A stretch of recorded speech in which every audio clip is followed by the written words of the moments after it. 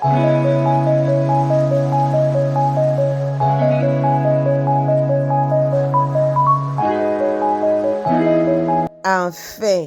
Davina Apwa est là, la star du moment. La star du moment, Yeyo, Davina Apwa.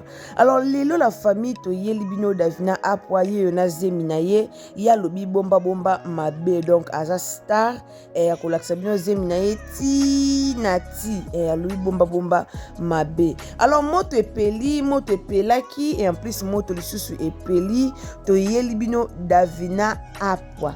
Davina Apwa salaki émission moko na Ingrid Kabongo. Après wana eboti lisusu ba polémique, eboti lisusu ba makambo ebele. Alors lelo chez Irsil Botelo TV te kolobela mukie pona Davina Apwa. Alors to kolobela ba caractère na ye, to kolobela vie privée na ye, to kolobela vraiment makambo ebele concernant Davina Apwa. Alors Davina ye wana laksi bino zemina ye moko déjà zoleka na émission na zemina ye moko pe osala déjà ba tournage na zemina ye. Donc Davina alobi akobomba na ye zemite po to monaka ba star na biso ya ba américain ba bomba ba zemite. Alors pourquoi to lingi Davina abombela biso zemi? Davina ye wana na zemina ye azana zemi bientôt azokoma mama pour la deuxième fois. Davina zakana mwana moko azaka na ye na mwana moko azobakisa lisusu moko bazokoma mibale. Alors mpona bandeko tokanisaki toyebaki ke Davina azaka na bana mibale, Davina alobi azaka na mwana moko. Alors azobota lisusu bazokoma nde mibale pour la deuxième fois babenga ye maman. En tout cas, merci na batu nyonso o balanda Irsil Botelo TV. D'abord bambote na bino esika bozali, bambote na bino nyonso esika bozali. Alors mbote na bino nyonso bandeko balingaka biso, bandeko balandaka chaîne na biso, bandeko vraiment ba soutenaka biso na ba j'aime, ba commentaire, ba partage. Que le Seigneur vous bénisse. En tout cas, vous continuez toujours à partager ba émission na biso, vous continuez toujours à like. Vous continuez toujours à s'abonner. Alors, ndeko nanga soki eza mbalano ya liboso okutani na chaîne na biso, au s'abonner, au commenter, au partager. Au partager vraiment, au partager, au appuyer cloche à notification pour que prochainement tant que tu as émission na biso et comme elayo esika nyonso o kozala. Alors on a profité na pesa ba mama poto nyonso bambote na bino, on a profité na pesa batu nyonso o balandaka biso na Kisasa bambote na bino, batu nyonso o balandaka biso na RDC disons bambote na bino, batu nyonso o balandaka biso na poto na France na Angleterre, na Allemagne, partout na États-Unis, na Côte d'Ivoire, donc partout Sénégal esika nyonso bozali na pesi bino bambote na bino. En tout cas tolingi bino mingi, que le Seigneur vous bénisse. Lelo chez Irsil Botelo TV, en tout cas toyeli bino Davina Apwa. Davina Apwa alakisi zemina ye. Davina Apwa alobi akobomba na ye zemina ye te. En tout cas aza star moko o abombaka na ye te, o ye abombaka ezaka abombaka libota na ye. Mwana Davina totikala komona na internet te, voire même mobali ya Davina tomona ye na internet te, à part kombo pe po abimisa nkuta ezaka passe mpo na biso bato toyebi kombo mais eza na bato mosusu mpo Davina abimisa kombo mobali ne boye eza vraiment passe mpo bato ebele bayebi même kombo ya mobali ya Davina te, eza na bato ebele bayebi Davina te. Alors biso mpe moye toyela bino mobali ya Davina toya kolakisa bino ye eza te mpo ye moko alingaka mpe kolakisa mobali na ye te. Alors mpo na respect ya star na biso ndenge ye moko alakisaka te, malgré biso toyebi ye toza na bafoto me moye tolakisa bino mpe ye eza te. Donc bokomona ye teo star azaka bongo, donc ye amiloba ye nde aza star mais mobali na ye aza star te, mwasi na ye na libana na ye pe baza ba star te. Alors pourquoi Davina alakisi biso zemi na ye po tomona bato mosusu balobaka o te zemi foko bomba omoni zemi foko bomba Kisasa eza na makambo ebele bandoki bazali bato mosusu omona akoanvute yo kaka na zemi, bato mosusu okomona o kobota bien te. Ndeko na nga bandeko mutu nyonso ana ndenge na asela ba makambo na ye. D'ailleurs na yelaki bino tango tomonaki ngolela Naomi ngolela lakisaki zemi awa, tomonaki Coquette Sasa lakisaki zemi a, toyelaka bino toujours ba émission na biso mpona oyebaka ke mutu na mutu ana ndenge na ye bato nyonso bazalaka ndenge moko te. Mutu mosusu yo kokanisa ke soki alakisi zemi aokufa, soki alakisi zemi aobota bien te, soki alakisi zemi bandoki baoloka ye, mutu mosusu yo kokanisa bongo. Me mutu na mutu ana relation na ye na nzambe na ye na ndenge na ye. Donc tozalaka ndenge moko te. Davina ana ndenge na ye, ye moko amimoni ke astar akoki na ye kolakisa zemi na ye, astar ayebi ke eloko mwa mabe ekomela nango ye te, ye moko amoni bongo. Epuis toyebi te relation na ye ndenge nini na nzambe, toyebi te Davina abondela ndenge nini. Tanga kotaka na chambre mpona obuka mabolongo na ye na se, tanga atiaka bagenu na ye na se, toyebi te alela epai ya nzambe ndenge nini. Toyebi yango te. Toyebi te sécurité nini aza nango epai ya nzambe, toyebi te ndenge nini oyo asimbama na maboko ya nzambe, toyebi yango te. Towelaka koya koloba te la famille. Towelaka te koya oye olobi kuta alakisi zemi ye kutu boyeboye. Balobi kobanga banga pe makambo pe mabeza na bato mosusu babangaka bamakambo lokola eloko mosusu. Meza na bato mosusu babangaka na bamakambo te ayebi ke nalakisi nanga eloko moko mabe ekomela nge eza te. Ayebi ke eloko ekomela ye te. Alors edépenda kaka na mutu ye moko. Davina alakisi zemi na ye ezo dépendre na ye. Eya na bato mosusu soki azwi zemi akobomba ti akobota. Apa komi kobimisa bafoto ya zemi. Meza na bato mosusu abota te aobimisa nde bafoto ya zemi ana ye kuna te. Elobi nango ye pe eloko te. Bato ebele bana bango bongo. Alors totika na biso koya koloba po Davina alakisi zemi. D'ailleurs Davina zo tourner. Ayebisi bino pe bien bomona nani ba star minene te. Bazaka ata na zemi mais au tourner normal. Ata za na zemi omona tourner normal. Au leka na télé, au tourner na ye, donc nyonso ya ye za normal. Ti mukolo bota azui congé mais nyonso ya ye ezala normal, au tourner na ye normal, au leka na ye normal. Bate belé, bastar ebele ya ba américain basala bongo. Sko biso bastar a Congo, to sala mambo wana te po aniki ndoki na mboka na biso eze belé. Pourquoi to meka makambo wana te po kindoki na Congo? Oko meka kaka boy tata mosa kana kia kota te akoti. Oko meka kaka boye ndoki akana kia kota te akoti. Yango moni na Congo vraiment ba biloko wana ba mekaka te. Ke oza na zemi, osala erreur ya ko poster katuka mbati. Biso to meka ke eloko wana te. Mais ye Davina aza na star, alobi ana star. Amona na eloko mabe te. Amona na ndoki okotela ete. Amona ete oba kosala nga boye oba kosala amoni na yango te. Donc oyo atali ki star na ye, atali na kondima na ye oyo aza na ye pa nzambe, c'est tout. Ayebi na ye place ni ya simbami. Da bandeko nanga bino bato bofingaka ye ata boye bofingi ata boye bolobi Davina o changer na ete. Otikalaka apoalisation Davichou otikalaka bongo. Donc ako changer na ete ata bokiti bomati ata bofingi ata bolobi azane kaka oyo azali ako tikala na ye ko changer te. Alobi zemi eza ya ye. Boloba te zemi eza ya ye. Bofinga te zemi wana o azanango eza ya bino te eza ya ye moko. Alors concernant ba makambo bimaki affaire audio, concernant ba réponse to monaki bandeko mususu ba audio na bango bimaki, en tout cas bayaki ba répondaki to monaki. Toyokaki ba réponse na bango bayaki ba répondaki, bayaki ba lobaki, mais Davichou a répondaki te. Donc elakisi ki sagesse na ye alobi ke ako répondre na ye te pe akotikala ko répondre yango te. Alors to monaki émission uchu ko sala pona ba batali te boki ko tala Davina a uchu ko sala émission moko na Ingrid. Alors ça l'émission moko na Ingrid en tout cas alobi o esengela ki aloba pona dossier ya ba audio aboya ki yango alobi ki akolobela yango te mais batuna ki ye comparaison ya Davina ya nani ya Sila Bisalu na mama na biso Belvi Kandi Poutine batuna ki ye différence na bango mibale en tout cas toyoki o Davina alobaki bande konanga ekoze nango problème te bomoni mutu na mutu ana place na o atiaka mutema mutu na mutu penza ana place na o atiaka mutema lelo soki Michou aleki na TV batuni ye différence nini eza entre Sila Bisalu na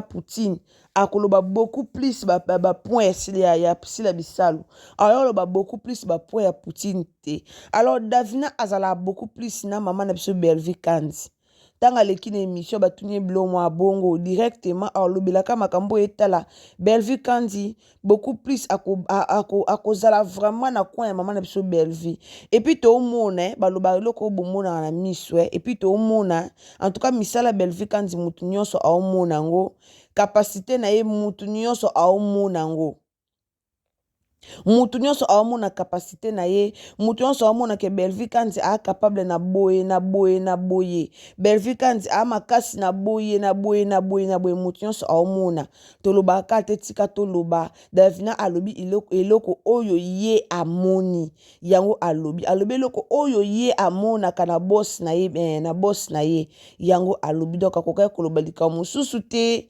alobi différence ya Sila na Belvi ndenge ezaleli différence wana alobi yango ndenge ezalelaka bongo yango alobi bongo po to monde ya bandeko mosusu bakomi deya kofinga ye donc akoya koleka te pour que akumisa beaucoup plus Sila akita beaucoup plus Belvi ezalaka te tomonaki ma Thérèse alekaki na émission ma Thérèse alekaki na émission batunaki ye conseil Davina kuta alobi yango avec sagesse Davina kuta alobi yango au senti maturité alobi yango penza au senti mutaboyi problème akimi pena problème donc à défendre en kitoko en tout cas félicitations ma Davi félicitations vraiment alobi yango avec sagesse nyonso apesi vraiment différence wana avec sagesse nyonso mais tomonaki maman na biso Thérèse aleka na TV batuni Thérèse différence ni eza entre dani Sila na Belvi bana différence nini toyokaki koma Thérèse alobaki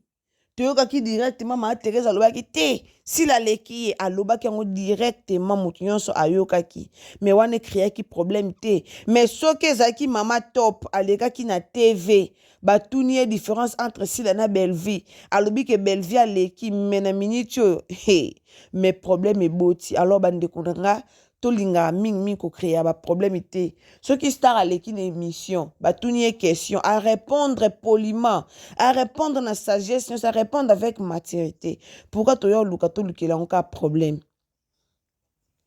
ata babike bolukela ka star ngo problème pourquoi boyo luka ngo problème Davina apo asolola ki selon ye asolola ki vraiment kitoko asoli kitoko aleki na TVT pour que abanda ko insulter batu en tout cas asololi très bien na sagesse nyonso asololi vraiment bien donc bata boende to lingaka donc asololi na bien kitoko makasi makambu nyonso eleki bien na émission alors bosana bino eloko ya koya koloba te zéro problème zéro mafinga zéro problème alekaki batu mingi tango bamonaki flash ya émission ya Davina na Indrid batebele bakasi lokola Davina okene ko poata kuna Davina okene ko finga Sila batebele bakasi ki bongo batebele bakasaki ke Davina oke kolobela makamba oyo ba audio presque batu mingi babande kozela Davina ke kolobela makamba ba audio mais au monde nga beti bino 12 donc abeti yango 12 alekeli yango na ndenga likolo alekeli yango vraiment na ndenga likolo abeti yango na ndenge na ye alobi a répondre vraiment kitoko pona batu ba finga ye o alakisi zemi pona batu ba finga za kitoko te en tout cas moko totika lukute moto tika vraiment lukuta bien sûr to lo bato na lobi na yebisa bien toujours to c'est là qui fanatisme te tango eza problème likambo bomoni tango komi likambo tango problème likambo to c'est là qui fanatisme te to lo ba likambo ndenge sengeli olingaka na mutu te bien sûr mais tango komi pena tango problème de konanga to c'est là qui fanatisme te ki fanatisme makasi ezala vraiment malamu mingi te kotala Davina bandeko ba ofinga yaza kitoko te beauté zate alataka bien te bandeko mutamtalata na ndenge ne so yo mona biema Davina mabe alors nga na mona na ngango mabe te Davina alataka na bien na bandenge na ye na asir likamba olata bien te oyo Davina déjà réponda bino Davina déjà réponda batu nyonso bafinga kaya alataka bien te alataka salité et ça répondra ba nyonso ba finga kae mama mosa zemi alonga boye po akende akoma ndenge nini mosa zemi alonga ndenge aza boye po akende wapi Moi ça c'est mia longba ba jolibité boy po akoma ndenge nini nde bino bolingaka. Akoma ndenge nini. Kotala ye boy bomona ke aza bien. Kotala ye boy bomona ke aza bien. Aza bien vraiment. Makambo nyonso bien. Omona ye pe azobimisa pe couleur to mupepe ya moto azo vivre bien.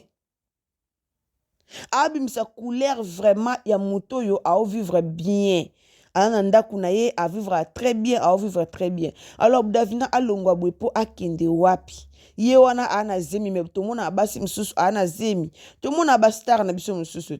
O mona ana zema komika lokwa liboma. Me bo moni zema muninga a propre. Davina a propre makamnyo so bien sko alongwa bwepo akende wapi e katuka mbaji. Bino peso bolandi bato balandi kofinga na bino ezaka pasi. Alors botika mwana batu ye wana émission o bozelaki asala esi asali yango bozelaki afinga afingi te.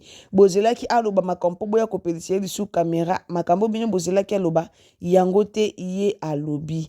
Alors aleki na émission asali émission na ndenge na ye a se défendre na ndenge na ye a défendre Davina ni Belvikand na ndenge na ye makambo asali na ndenge na ye. Alors ye wana la dada alaksi bino zemi na ye bientôt azokoma mama deuxième fois mama pour la deuxième fois donc azokoma lisusu mama. Alors merci mingi na bato nyonso o balandaka biso bato balingaka Davina bo se manifester. Bato nyonso balingaka Apoachou bafani nyonso ya Apoachou bo se manifester bafani nyonso ya Apoachou bo apoaliser yango kande baloba donc apoalisation toujours.